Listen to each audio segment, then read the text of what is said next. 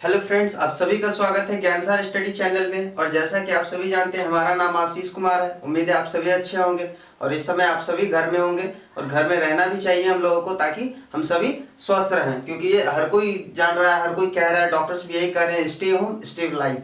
तो चलिए अब आगे हम लोग पढ़ते हैं। तो हमारा क्लास आज 10th का है, 10th केमिस्ट्री। तो 10th केमिस्ट्री है, तो 10th केमिस्ट्री में हम लोग पढ़ रहे थे अम्ल, भस्म तथा लवण, यानी एसिड, बेस एंड सॉल्ट। हम लोग एसिड, बेस एंड सॉल्ट में पहले कुछ क्या पढ़ चुके हैं, अम्ल किसे कहते हैं, भस्म किसे कहते हैं, उसकी परिभाषा क्या है, अर्हेनियम क्या कहता है और क्या क्या वो अर्हेनियम के द्वारा भी हमने पढ़ लिया। तो अब देखिए, हम लोग अम्ल, भस्म, खतरनाक अम्ल और क्या बोलते हैं हम, विषैले अम्ल, इन सभी के बारे में पढ़ लिया।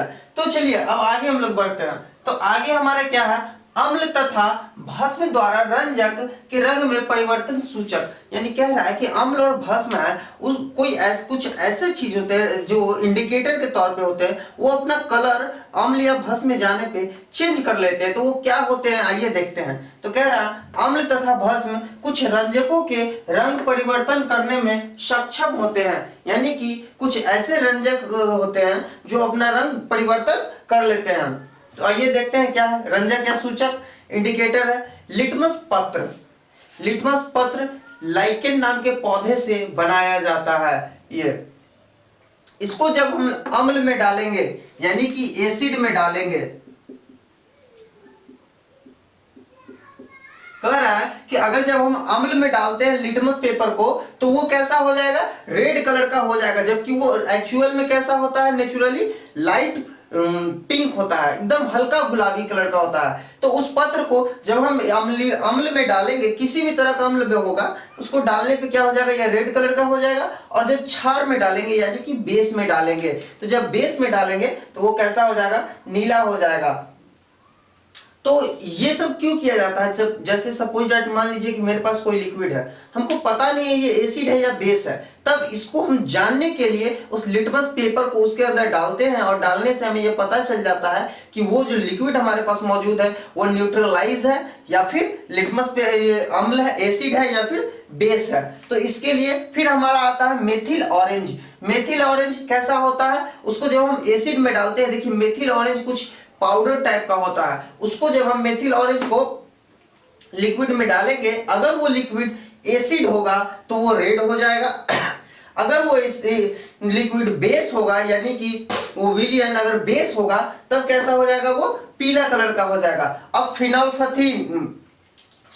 फिनाफ्थलीन क्या होता है, फिनाफ्थनील सॉरी हल्दी ना, कैसा हो जाता, हल्दी पीला हो जाता है, भूल गया। तो देखिए कह रहा है कि जब हल्दी, ये फिनाफ्थनील आप लोग जानते होंगे, कार्बोली, जो हम लोग अपने बक्से में कपड़े में डाल के रखते हैं, जो चाहे हम लोग या फिर अगर नया जूता खरीदते हैं, हम लोग कोई भी नया कपड़ा, ज्यादातर जूतों में फिनाफ्थलीन का गोली डाला जाता है, यानी कार्बोली डाला जाता है। बहुत सारे स्कूल्स में देखे होंगे, बाथरूम में भी डाला जाता है। तो वो फिनाफ्थलीन होता है, उसका काम यही होता है कि वो कीटाणु रोधक भी होता है और उसका स्मेल अच्छा होता है, तो थोड़ा स्मेल नहीं दे, तो इसका वजह से उसका इस्तेमाल किया जाता था। फिनाफ्थलीन वो गोली होता है जो हम लोग अपने घर में भी यूज करते हैं। अगर उसको हम किसी एसिड में डाल देते हैं, तब वो गोली में कोई कलर नहीं होगा, क्योंकि वो जैसा है वैसा ही रह जाएगा। अगर वो हम अगर मान लीजिए कि फिनाफ्थलीन को हम किसी लिक्विड में डालते हैं, वो लिक्विड अगर बेस है, यानी क्षार है उसका नेचर, तब वो कैसा हो जाएगा, वो पर्पल कलर में चेंज हो, sorry purple colour, pink colour में चेंज होगा, यानी गुलाबी में बदल जाएगा। फिर कहता है हल्दी, हमारे घर में हल्दी होता है, ठीक। तो हम लोग देखिए, अगर मान लीजिए कि हम घर में है, मेरे पास लिक्विड है, तो ये सब चीज तो चलिए, नेफ्थलीन भी मिल जाता है, ये दोनों नहीं मिले हमें घर में, तो हल्दी मिल जाता है। अब वो लिक्विड को हमको जांचना है, हल्दी को क्या करेंगे, उसमें डाल देंगे।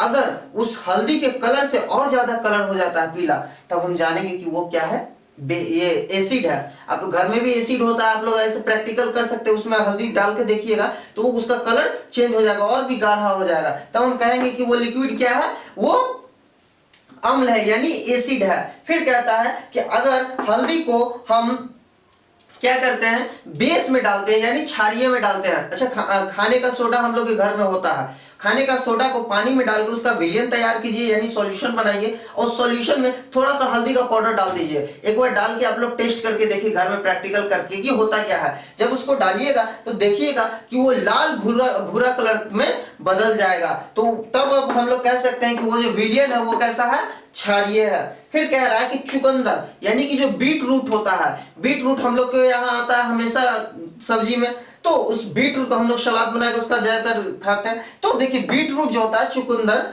उस चुकंदर को जब हम एसिड में डालेंगे तब उसका कैसा हो जाएगा, लाल बैगनी यानी कि पर्पल कलर में वो चेंज हो जाएगा। फिर कह रहा है उसी को अगर हम क्षार में डालते हैं, बेस में डालते हैं, तब क्या होगा, तब वो पीला कलर में बदल जाएगा। फिर लाल गोभी, अच्छा हम लोग तो देखे हैं अभी तक गोभी हरा हो रहता है, तो ये लाल गोभी एक जंगली गोभी कह सकते हैं, जंगली ये, लेकिन इसमें जो क्या बोलते हैं उसमें यौगिक जो मौजूद होते हैं, प्रोटीन होगा या फिर वसा, कार्बोहाइड्रेट, ये सब जो होती है, जो भी उसमें चीज मौजूद होती है वो ज्यादा मात्रा में होती है, और ये गोभी काफी अच्छा होता है, ये हमारे शरीर के लिए ज्यादा बेहतर है। तो ये गोभी हम लोग नॉर्मली देखते नहीं है घर के आसपास, कई दुकानों में ये मिलेगी, बहुत कम मात्रा में पाया जाता है। तो इस गोभी के पत्ते को हम क्या करते हैं, एसिड में डालते हैं। एसिड में डालिएगा तो देखिएगा कि लाल बैगनी कलर में ये बदल जाएगा, और जब हम इसको किसी बेस के विलयन में डालेंगे, यानी कि क्षारीय विलयन में डालेंगे, क्षारीय बेसिक सॉल्यूशन में डालेंगे, तब वो कलर कैसा हो जाएगा, उसका ग्रीन हो जाएगा। तो इस आधार पे हम कह सकते हैं कि ग्रीन गोभी जो होता है वो कैसा होता है, बेसिक होता है।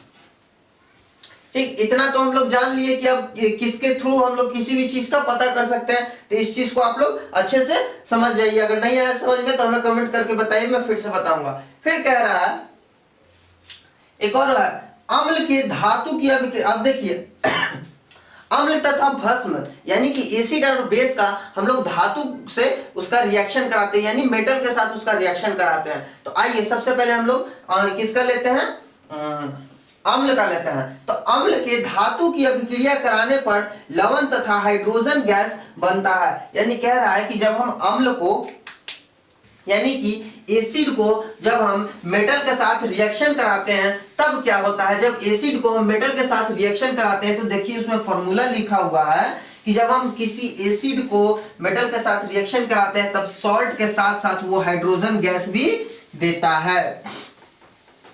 तो ये चीज हो गया।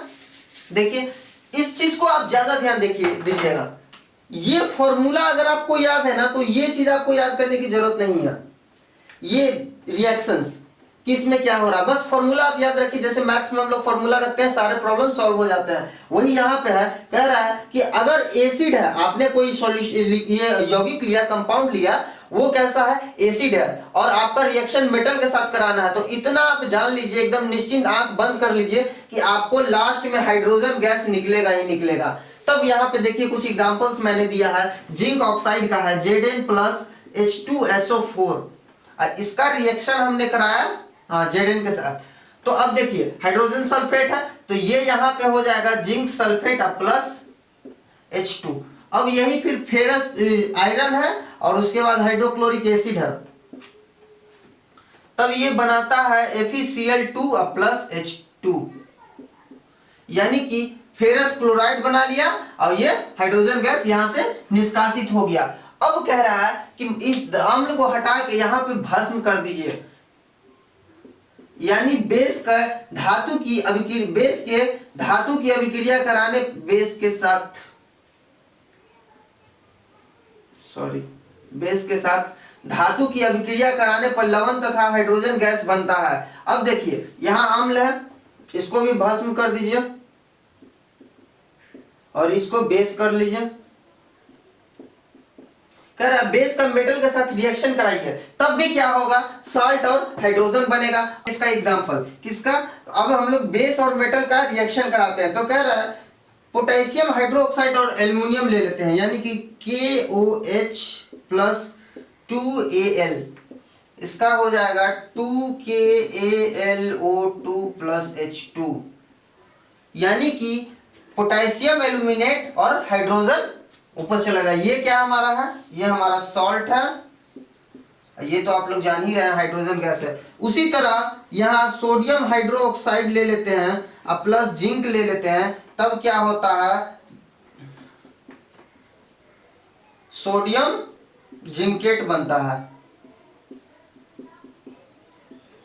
यहां पे क्या होता है, देखिए जब हम सोडियम हाइड्रोक्साइड लिए हैं तब क्या हुआ, जिंक के साथ रिएक्शन करा, जिंक क्या है हमारा, ये मेटल है, तो सोडियम जिंकेट बना और हाइड्रोजन गैस निष्कासित हुआ। तो हमारे कहने का अर्थ यही था कि दोनों केस में यही होता है, जब हम उसका रिएक्शन कराते हैं तब दोनों केस में हमें क्या होता है, सॉल्ट के साथ साथ हाइड्रोजन गैस मिलता है रिजल्ट के रूप में। तो चलिए अब हम लोग को आगे देखना है कि कौन कौन सा मेटल जो है कितना सक्रिय होता है, उसमें कितना रिएक्शन जल्दी करने की। हाँ सर दोस्तों, चलिए हम लोग जान रहे थे, अब क्या जान रहे थे कि कौन कौन से मेटल कितना ज्यादा रिएक्शन कर सकता है, कितना ज्यादा एक्टिव वो होता है, ये चीज हम लोग जान रहे थे। तो देखिए यहाँ कर दिए गए श्रेणी में धातु हाइड्रोजन से जितना दूर होते हैं उतना अधिक सक्रिय होते हैं। यानी कहने का अर्थ ये हो रहा है इसका कि कह रहा है कि मान लीजिए इस श्रेणी में जो दिया हुआ है वो हाइड्रोजन यानी इससे, इस मेटल से जितना दूर होगा वो उतना ज्यादा क्या होगा, सक्रिय होगा, यानी एक्टिवनेस होगा, उतना ज्यादा उसमें एक्टिव होगा वो। तो देखिए इससे दूर कौन सा है, सबसे ज्यादा दूर पोटेशियम है, तो हम कह सकते हैं कि पोटेशियम जो है कुछ ज्यादा ही रिएक्टेंट है, कुछ ज्यादा ही जल्दी वो रिएक्शन कर लेता है। और सबसे कम कौन हो जाएगा सॉरी, पोटेशियम हो गया सबसे अधिक, और सबसे कम कौन सा हो जाएगा, पीबी, यानी कि लेड, हमारा जो मरकरी होता है वो, सॉरी लेड, पीबी सीसा, मरकरी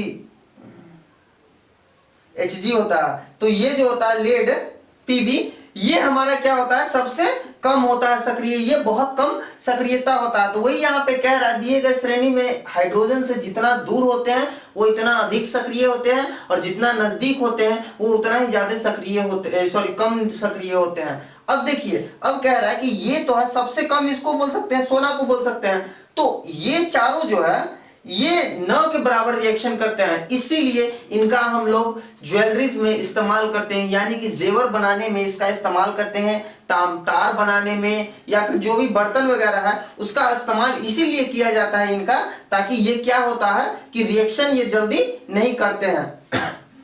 तो इसीलिए हम लोग तांबा, पारा, चांदी, और पारा देखिए रूम के टेम्परेचर पे नॉर्मल होता है तो उसका रिएक्शन होता ही नहीं है किसी से। अगर ऐसा होता, मान लीजिए रिएक्शन होता तो थर्मामीटर हमारा रिएक्शन करके कुछ और बन जाता, तो ऐसा नहीं होता है। तो ये सोना, चांदी, तांबा और पारा ये सब न के बराबर रिएक्शन करता है। तो इसकी सक्रियता कुछ इस प्रकार है, यानी कि जितना नीचे जाती है वो उतना ही कम हो जाती है। फिर कह रहा है कि धातु के कार्बोनेट एवं बाइकार्बोनेट से अम्लों की अभिक्रिया, यानी कि कार्बोनेट और बाइकार्बोनेट, ये आप लोग केमिस्ट्री में जैसे जैसे आगे बढ़िएगा वैसे वैसे समझ में आएगा। अभी इस फॉर्मूला याद रखिए कि इसका जो एसिड से रिएक्शन कराते हैं तो क्या होता है, तो कहता है कि कार्बोनेट और बाइकार्बोनेट के अम्ल की अभिक्रिया कराइएगा तो लवण, जल और कार्बन डाइऑक्साइड बनेगा। ये फॉर्मूला बस उसी की तरह है, आपको मैंने बता दिया था। दोनों केस में वही होता है, इसमें भी वही होता है, उसमें भी वही हो रहा था, दोनों केस में एक ही चीज बन रहा था। तब देखिए zinc carbonate plus hydrogen sulphate, zinc sulphate, hydrogen sorry H2O hydroxide और कार्बन डाइऑक्साइड यानी गैस। तो फिर सोडियम कार्बोनेट, हाइड्रोजन सल्फेट, देखिए सोडियम सल्फेट, हाइड्रोजन जल और ये कार्बन डाइऑक्साइड। फिर कहता है sodium bicarbonate NaHCO3 hydrochloric acid, तब बन गया sodium chloride, hydrogen sorry hydroxide, ये जल और ये कार्बन डाइऑक्साइड यानी कि गैस। फिर देखिए CaCO3 2HCl, CaCl2 calcium chloride, hydrogen का हाइड्रोक्साइड और ये कार्बन डाइऑक्साइड। तो ये देखिए हमारा क्या था, धातु के साथ कार्बोनेट एवं बाइकार्बोनेट का अम्ल के साथ अभिक्रिया। अब हम लोग आगे जो पढ़ेंगे वो अगले क्लास में हम लोग पढ़ेंगे। देखिए इसका नोट जो है आपको वीडियो के लास्ट में मिल जाएगा, इसके लिए आपको टेंशन नहीं लेना है। और हाँ, आप सभी लोग से मैं एक रिक्वेस्ट करूंगा कि आप सभी अपने दोस्तों को, फैमिली को जितना है वो सभी को शेयर कीजिए कि हमारे चैनल पे आए, वो 9th और 10th की पढ़ाई करें आराम से घर में बैठ के।